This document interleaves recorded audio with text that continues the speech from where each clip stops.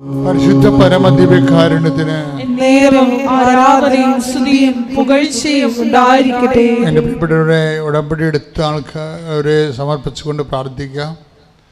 അതുപോലെ തന്നെ പലതരത്തിലുള്ള പ്രയാസങ്ങൾ അനുഭവിക്കുന്നവരുണ്ട്. അവരുടെ എല്ലാം വിഷമതകളെയും വേദനകളെയും കർത്തൃദിവസത്തിന് സമർപ്പിക്കേണ്ട സമയമാണിത്. കർത്താവിൻ്റെ വിശുദ്ധ പൗരോഹിത്യത്തെ മഹത്വപ്പെടുത്തണമെന്ന് പ്രാർത്ഥിക്കുന്നു. കർത്താവ് സഭയിലുള്ള സാന്നിധ്യത്തെ പ്രകടമാക്കണമെന്ന് പ്രാർത്ഥിക്കുന്നു. പരീക്ഷയ്ക്ക് വേണ്ടി ഒരുങ്ങിയിരിക്കുന്ന ഓരോ തരം പരീക്ഷകൾക്ക് വേണ്ടി ഒരുങ്ങിയിരിക്കുന്ന മക്കളെ അങ്ങേക്ക് സമർപ്പിക്കുന്നു. പരീക്ഷ കഴിഞ്ഞവരെ, റിസൾട്ട് പ്രതീക്ഷിക്കുന്നവരെ സമർപ്പിച്ചുകൊണ്ട് പ്രാർത്ഥിക്കുന്നു. കർത്താവ് ഓരോരോ ആവശ്യത്തിന് വേണ്ടി കർത്താവ് സാമ്പത്തികമായ ഇത് ലഭിക്കുന്നതിന് വേണ്ടി പരിശ്രമിക്കുന്നവരും അതിന് വ്യത്യസ്തമായ ഡേറ്റുകൾ ഓർത്ത് ഉത്കണ്ഠപ്പെടുന്നവരെയും ആ ഡേറ്റിനുള്ളിൽ നടന്നില്ലെങ്കിൽ അത് വലിയ വിഷയമായി മാറാൻ സാധ്യതയുള്ള എല്ലാവരെയും ഇപ്പോഴും അങ്ങേക്ക് ഏൽപ്പിച്ച് പ്രാർത്ഥിക്കുന്ന ഈശോയെ കർത്താവെ, അതേസമയം തന്നെ കർത്താവെ, എല്ലാ മക്കളെയും നീ ഏറ്റെടുക്കണമെന്ന് പ്രാർത്ഥിക്കുന്നു. പലതരത്തിലുള്ള ബന്ധങ്ങൾ, കേസുകൾ, വഴക്കുകൾ, ഭിന്നതകൾ, തെറ്റായ പ്രണയങ്ങൾ, അതിലെല്ലാം എല്ലാം കർത്താവ് അനുഭവിക്കുന്ന കുടുംബങ്ങൾ, കുടുംബത്തിൻ്റെ അവസ്ഥകൾ, അവൻ്റെ കണ്ണുനീരുകൾ കർത്താവ് അംഗീകരിപ്പിക്കുന്നു.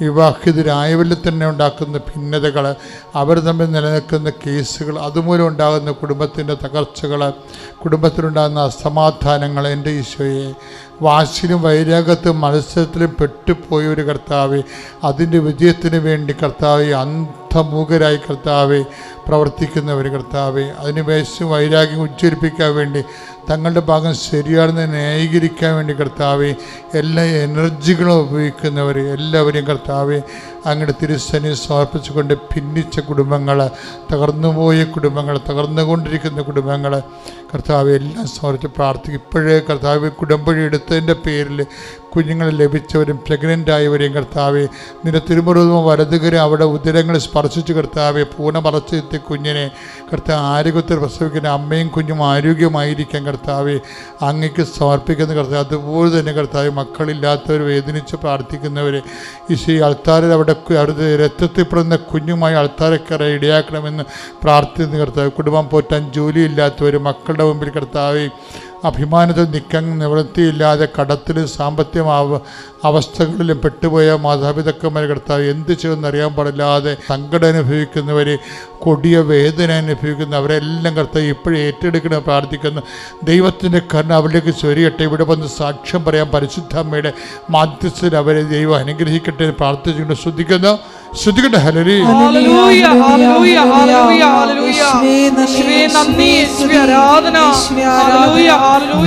എല്ലാ ഉടമ്പടിയിൽ വെച്ചിരിക്കുന്ന എല്ലാ വിഷയങ്ങളും പരിശുദ്ധ അമ്മയുടെ മധ്യസ്ഥയിലെ ദിവ്യകാരുണ്യ സന്നിധിയിൽ മൗനമായിട്ട് സമർപ്പിക്കാം. അമ്മയുടെ പ്രത്യക്ഷീകരണത്തിന്റെ സാക്ഷികളായി ഞങ്ങളെയും ഞങ്ങളുടെ കുടുംബത്തെയും ഉയർത്തണമേ എന്ന് പ്രാർത്ഥിച്ചുകൊണ്ട് ശിരസ് നമിച്ച് നമുക്ക് ആശീർവാദം സ്വീകരിക്കാം.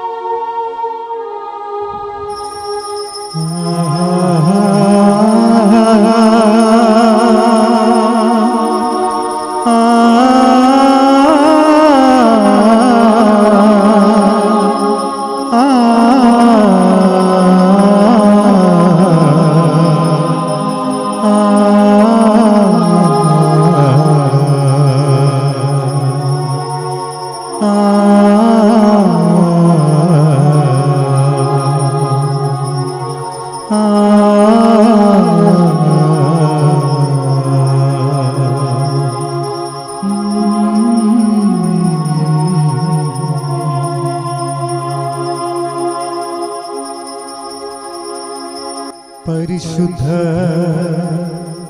പരമ ദിവ്യകാരുണ്യത്തിന് എന്നേരവും ആരാധനയും സ്തുതിയും പുകഴ്ചയും ഉണ്ടായിരിക്കട്ടെ. പരിശുദ്ധ പരമ ദിവ്യകാരുണ്യത്തിന് എന്നേരവും ആരാധന ആരാധനയും സ്തുതിയും പുകഴ്ചയും ഉണ്ടായിരിക്കട്ടെ. പരിശുദ്ധ പരമ ദിവ്യകാരുണ്യത്തിന് എന്നേരവും ആരാധനയും സ്തുതിയും പുകഴ്ചയും ഉണ്ടായിരിക്കട്ടെ.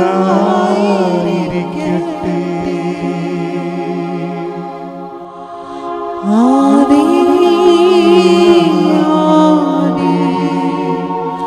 Ave Maria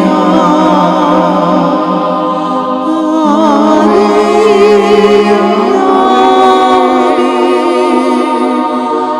Ave Maria.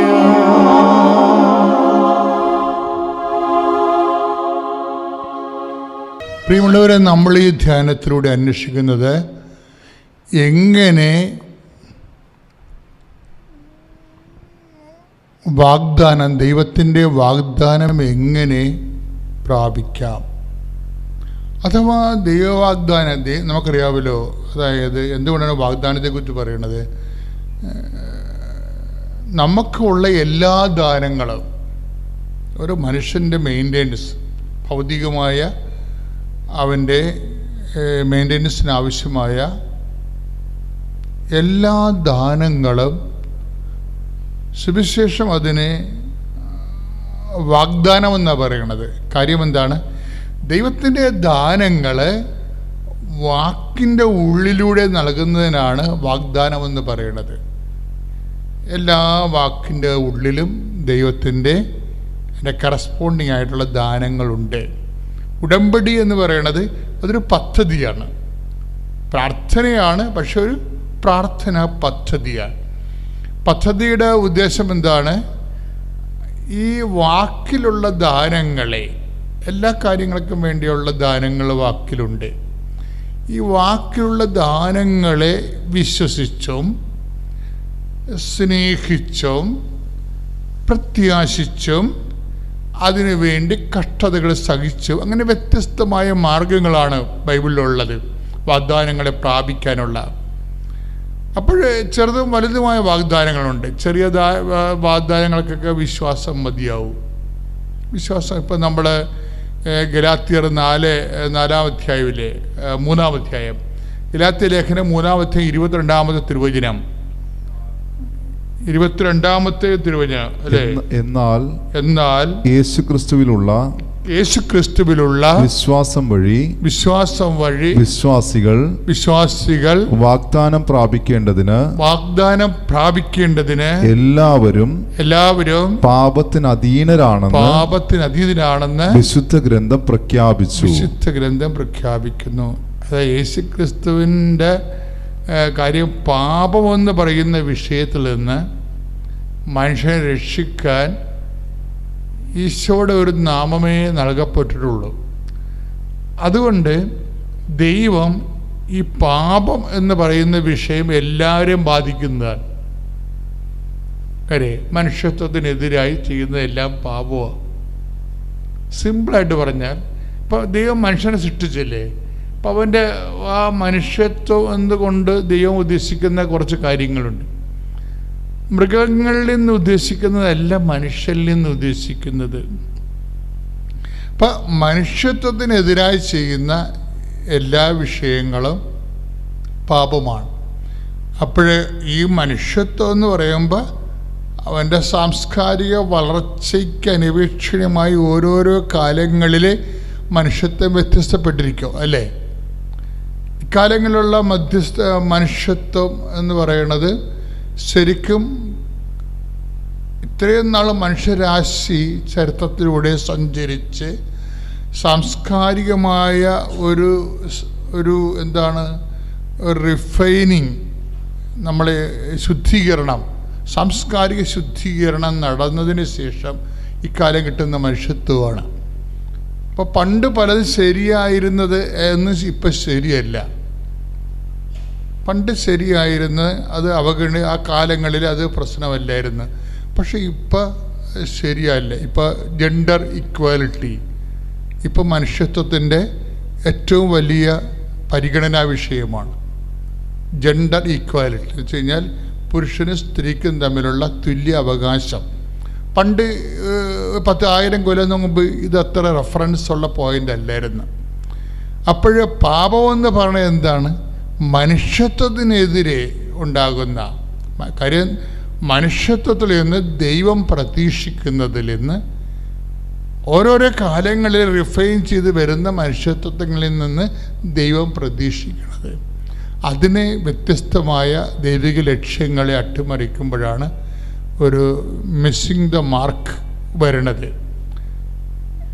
ഇത് ഈ ഒരു സാഹചര്യത്തിന് മനുഷ്യന് ഇങ്ങനെ മനുഷ്യത്വത്തിന് വിരുദ്ധമായി ചെയ്യാൻ സാധ്യതയുള്ള വിഷയങ്ങളിലേക്ക് മനുഷ്യൻ ചാഞ്ഞു നിൽക്കുമ്പോൾ സംഭവിച്ചു പോകുന്ന ഇന്നബിലിറ്റീസ്, അതിൻ്റെ ഒരു കുറവുകൾ, ഇത് പരിഹരിക്കാൻ നിയമ സംവിധാനങ്ങൾക്ക് ഒരു പരിധിവരെ പറ്റത്തുള്ളൂ, അല്ലേ? അതിന് നമുക്ക് ജുഡീഷ്യറി ഉണ്ട്, അതുപോലെ തന്നെ എക്സിക്യൂട്ടീവ് പോലീസ് സംവിധാനങ്ങളുണ്ട്, അതുപോലെ തന്നെ ലെജിസ്ലേറ്ററുണ്ട്. ഇതൊക്കെ ഉണ്ട്. എല്ലാം ഉണ്ടെങ്കിലും എല്ലാം നമുക്കറിയാം ആ വിധി ശരിയായില്ല എന്നെന്തുകൊണ്ടാണ് ചെറിയ പറഞ്ഞത്? ആ വിധി ശരിയായില്ല എന്ന് പറഞ്ഞാൽ എന്തുകൊണ്ടാണ്? അതിനകത്ത് എന്തോ ഒരു നീതിയുടെ ഒരു കുറവുണ്ടെന്ന് പൊതുജനങ്ങൾക്ക് തോന്നുമ്പോഴാണ്. അപ്പോൾ ഒരിക്കലും ഈ മനുഷ്യരാശിയെ സംതൃപ്തിപ്പെടുത്തിക്കൊണ്ട് എല്ലാ കോടതികൾക്കും എല്ലാ കാലത്തും വിധി പ്രഖ്യാപിക്കാൻ പറ്റുന്നില്ല. അതിനുള്ള പരാധീനതയും പരിമിതികളും അവിടെയും ഒരു മനുഷ്യനാണ് പ്രവർത്തിക്കുന്നത്, അതുണ്ടാവും. അപ്പം അതുകൊണ്ട് ഇതൊക്കെ പരിഹരിക്കാൻ പറ്റുന്ന എവിടെയാണ്? ഈശോ പറഞ്ഞത് എന്താണ്? വിധിയെല്ലാം മനുഷ്യപുത്രന് വിട്ടേക്കാൻ പറയും. കാര്യം ലോകത്തിലെ കോടതിയിലുണ്ടെങ്കിലും ശരി, അത് ചിലപ്പോഴും പാളിപ്പോകാനൊക്കെ സാധ്യതയുണ്ട്. കാര്യങ്ങൾ മനസ്സിലാക്കാൻ വേണ്ടിയുള്ള എല്ലാ ഫാക്ട്സുകൾ കിട്ടാനുള്ള ഫാക്ട്സുകൾ ചിലപ്പോൾ ഒളിക്കപ്പെടും, ചിലപ്പോൾ കൊടുക്കാൻ പറ്റാതെ വരും. അങ്ങനെ പല പ്രശ്നങ്ങളും ഉണ്ടാകുന്നുണ്ട്. ഈ വിധികൾക്കെല്ലാം ചില സമയത്ത് ഒരു മുടന്തനൊക്കെ കാണാൻ ചില പെർഫെക്റ്റ് വിധികളായിരിക്കും. പക്ഷെ എന്തായാലും ശരി, ഒരു പക്ക ആൻസർ അല്ല ഇതൊന്നും. അപ്പം അതുകൊണ്ട് പാപവും മനുഷ്യന് സമ്പൂർണമായ പരിഹാരം അറിയാൻ കഴിയണത് ദൈവത്തിന് മാത്രമാണ്. അതുകൊണ്ടാണ് ഈശോ പറഞ്ഞത് വിധിയെല്ലാം മനുഷ്യപുത്രനെ വിട്ടേക്കാൻ പറയും. കാര്യം എന്താണ്? വിധിയാളനായി വരണത് മനുഷ്യപുത്രൻ. അക്കാലങ്ങളിലാണ് കള ഏതാണ് വിള ഏതാണെന്നൊക്കെ പറയണത്.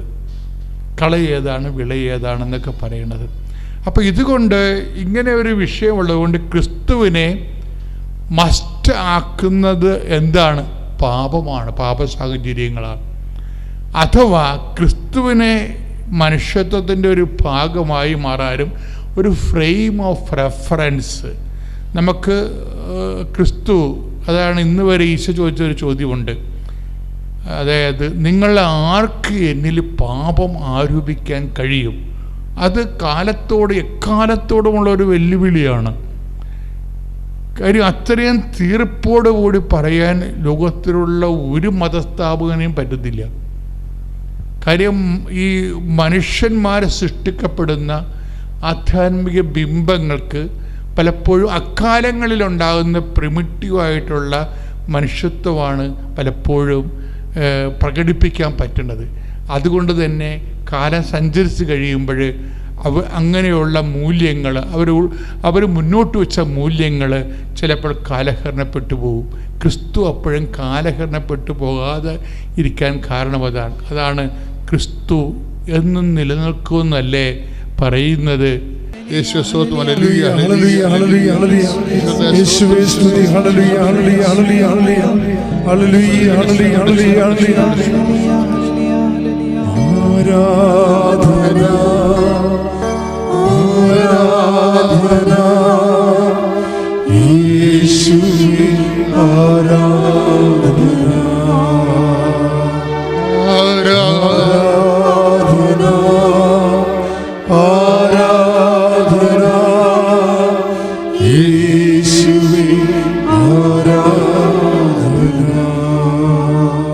പരിശുദ്ധ പരമദിവ്യകാരുണ്യത്തിന് ആരാധനയും സ്തുതിയും പുകഴ്ചയും ഉണ്ടായിരിക്കട്ടെ. യോഹന്നാന്റെ സുവിശേഷം 12:34. അപ്പോൾ ജനക്കൂട്ടം ഏറ്റുപറഞ്ഞ് അപ്പോൾ ജനക്കൂട്ടം അവനോട് ചോദിച്ചു ക്രിസ്തു എന്നേക്കും നിലനിൽക്കുന്നു എന്നാണല്ലോ നിയമത്തിൽ ഞങ്ങൾ കേട്ടിട്ടുള്ളത്. ദൈവവചനത്തിൻ്റെ ഒരു നിലപാട് ക്രിസ്തു എന്ന് പറയുന്ന ആ അഭിഷേക ദൈവിക യാഥാർത്ഥ്യം ദൈവസത്വം കാലത്തിൻ്റെ ഒപ്പം ഇങ്ങനെ നിലനിൽക്കും. അപ്പോൾ ക്രിസ്തുവിലാണ് എല്ലാം സംസ്കരിക്കപ്പെടുന്നത്, വിശുദ്ധീകരിക്കപ്പെടുന്നത്. അച്ഛൻ പറഞ്ഞു വരുന്ന കാര്യം, നമ്മളുടെ ഇന്നത്തെ പ്രധാനപ്പെട്ട ഒരു ധ്യാന വിഷയം ക്രിസ്തുവാണ്. കാര്യം എന്താണ്? ഉടമ്പടിയുടെ ലക്ഷ്യം, പരമമായ ലക്ഷ്യം എന്താണ്? ക്രിസ്തു രൂപപ്പെടുത്തി വരിക എന്നുള്ള, ക്രിസ്തു രൂപപ്പെട്ടു വരാൻ. സ്തുതിക്കട്ടെ, സ്തുതിക്കട്ടെ. Hallelujah, hallelujah, hallelujah, hallelujah. യേശുവേ സ്തുതി, ആരാധന. യേശുവേ ഞങ്ങളെ വിശുദ്ധിപ്പിക്കുന്ന എല്ലാ ശക്തികളും ഉറക്കെ പ്രഖ്യാപിക്കുന്നു. ഹല്ലേലൂയ,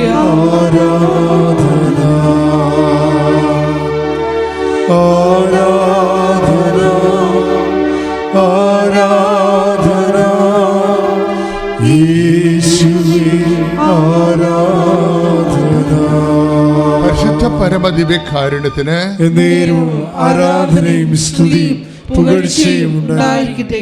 എന്റെ കുഞ്ഞുമക്കളെ, ക്രിസ്തു നിങ്ങളിൽ രൂപപ്പെടുന്നതുവരെ വീണ്ടും ഞാൻ നിങ്ങൾക്ക് വേണ്ടി ഈറ്റുനോവ് അനുഭവിക്കുന്നു. അപ്പൊ ക്രിസ്തു ഫോം ചെയ്യുക എന്നുള്ളത് ഒരു പ്രക്രിയയാണ്.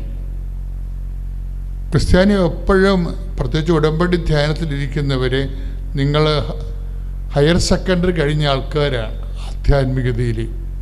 കാര്യം ഇന്ന് നമുക്ക് ലഭ്യമായിട്ടുള്ള ഏറ്റവും വലിയ പ്രാർത്ഥനാ പദ്ധതിയാണ് ഉടമ്പടി. ഉടമ്പടിയിലൂടെ ലക്ഷ്യം വെക്കുന്ന ഒന്നാമത്തെ നിയോഗം എന്താണ്?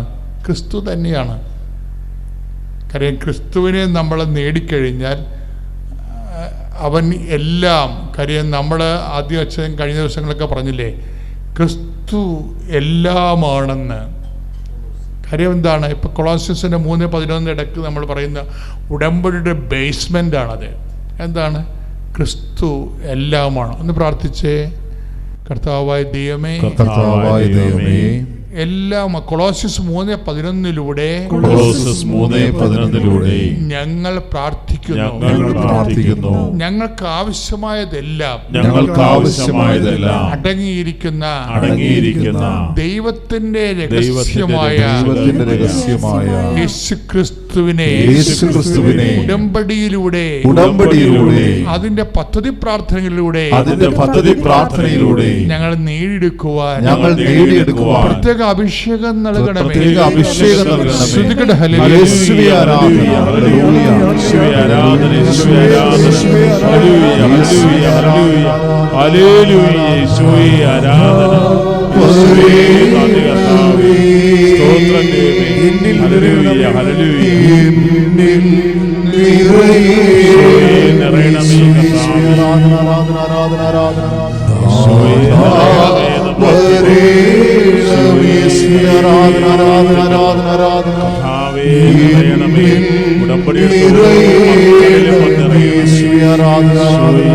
അത് കഴിഞ്ഞ് പിന്നെ എൻ്റെ പ്രോസസ്സ് വളരെ പെട്ടെന്നായിരുന്നു. ഞാൻ മെയ് മാസം ഇവിടെ വന്ന് മാതാവിനോട് പറഞ്ഞു, മാതാവേ എനിക്കൊരാഗ്രഹം, എല്ലാവരും പറയുന്നു 1 ഇയർ എടുക്കും ന്യൂസിലൻഡിൻ്റെ പ്രോസസ്സ് കംപ്ലീറ്റ് ആകാമെന്ന്. എനിക്കൊരാഗ്രഹം 4 മാസം കൊണ്ട് ഈ പ്രോസസ്സ് ഒന്ന് കംപ്ലീറ്റ് ആക്കി തരണമേ. അതിൻ്റെ ഇടയ്ക്കാണ് വലിയ അത്ഭുതങ്ങളും നടന്നത്. എൻ്റെ പേപ്പറുകളെല്ലാം പെട്ടേന്ന് നേരെയാകുന്നു. എനിക്ക് ഗ്യാപ്പ് വന്നു 1 ഇയർ. പക്ഷേ എൻ്റെ കൂടെ ഗ്യാപ്പ് വന്നവരുടെ പോലും ഒത്തിരി പ്രശ്നങ്ങൾ വന്നു. കേസ് മാനേജർ ആകുന്ന സമയത്ത് അത് ഈ പ്രോസസ്സ് നടത്തുന്നവർക്കറിയാം. ആ സമയത്തെല്ലാം വരുന്ന കേസെന്ന് പറയുന്നത്, ഞാൻ പറഞ്ഞു മാതാവി എൻ്റെ കേസ് മാനേജറായിട്ട് നീ തന്നെ വരണം, അതെനിക്ക് തെളിവ് കാണിച്ചു തരണം. എനിക്കൊരു ക്വസ്റ്റ്യൻ വന്നു, നീ 22 കഴിഞ്ഞ് വർക്ക് ചെയ്തിട്ടുണ്ടോ എന്ന്. അപ്പോൾ എനിക്ക് വന്നിരിക്കുന്നത് അതിൻ്റെ ഇടയിൽ ആൻഡ്രിയ എന്നുള്ള പേരിലാണ് എനിക്ക് കേസ് മാനേജർ വന്നത്. അപ്പോൾ എനിക്ക് തീരുമാനിച്ചു എൻ്റെ കാര്യത്തിൽ മാതാവ് ഇടപെട്ടു. 3-ാം ഭാഗം എനിക്ക് DL വന്നു. അത് കഴിഞ്ഞപ്പോഴത്തേക്കും എൻ്റെ പ്രോസസ്സ് പിന്നെയും ഫാസ്റ്റായി. പക്ഷേ അതിൻ്റെ ഇടയ്ക്ക് പരീക്ഷണങ്ങളുണ്ടായിട്ടുണ്ട്. അവിടെയെല്ലാം ഞാൻ പറയും, മാതാവ് ഒരു പരീക്ഷണം വന്നാൽ എനിക്ക് അടുത്ത 2 സ്കോർ അല്ലെങ്കിൽ 2 പോയിൻ്റ് എനിക്ക് കിട്ടാൻ പോകുന്നത്. അതായിരുന്നു എൻ്റെ ഒരു കാര്യം. പരീക്ഷണം വന്നപ്പം, അതായത് എൻ്റെ കോളേജുകളിലേക്ക് നമ്മൾ അഡ്മിഷൻ കൊടുക്കുമ്പോഴത്തേക്കും അവിടെ നമുക്ക് ഹെൽത്ത് ഡിക്ലറേഷൻ ഫോം എന്നൊരു ഫോമുണ്ട്. അതിൻ്റെ അകത്ത് നമുക്ക് TB ഗോൾഡിൻ്റെ ടെസ്റ്റ് ചെയ്യണം. TB ഗോൾഡ് വന്നു പോസിറ്റീവ്. ഞാൻ ചോദിച്ചു, മാതാവേ ഇവിടെ എത്തിച്ചു, ന്യൂസിലാൻഡിൽ എത്തിച്ചിട്ടില്ല, TB ഗോൾഡിൽ ഞാൻ നിൽക്കുവാണ്. അപ്പോഴത്തേക്കും എനിക്ക് ഉടനെ അവർ എക്സ്റേക്ക് എന്നെ വിട്ടു. പക്ഷേ എക്സ്റേ നോർമലാണ്. ഡോക്ടർ പറയും, എക്സ്റേ നോർമലാകുന്നതിന് മുമ്പ് തന്നെ ആ ലാബിലെ ഡോക്ടർ എന്നെ വിളിച്ചിട്ട് പറഞ്ഞു, ഒരു ഷാഡോ കാണുന്നുണ്ട്, നമുക്ക് നോക്കാം, നിന്നെ ഞാൻ എന്താണേലും ഒന്നുകൂടെ ഞങ്ങൾക്ക് TB ഗോൾഡ് ടെസ്റ്റ് ചെയ്യുവാന്ന് പറഞ്ഞു. പിന്നെ നേരെ ഞാൻ